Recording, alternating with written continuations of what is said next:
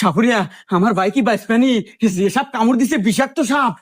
হ্যাঁ, আমার ভাই মনে হয় বাঁচবো না সাপুরিয়া।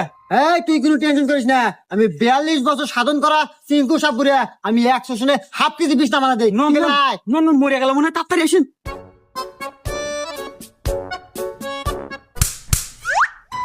ইস বাপু, তুমি যদি আমাকে 2টা মিনিট আগে আনতে, তাই আমার এই বিষ আমার আয়ত্তে থাকে, আমি বিষ নামাতে পারি। কিন্তু এই বিষ আমার আয়ত্তে আর নাই। এই বিষ চলে গেছে পদ্মা দেবীর আয়ত্তে, আর সাথে মারাও গেছে।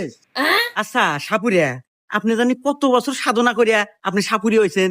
ওই কথার কো না বাপু, পুরো 42 বছর সাধনা করে আমি সাপুরিয়া হচ্ছি, এ কি জানো জানো কথা? হ বাপু, খুব কষ্ট তাই না?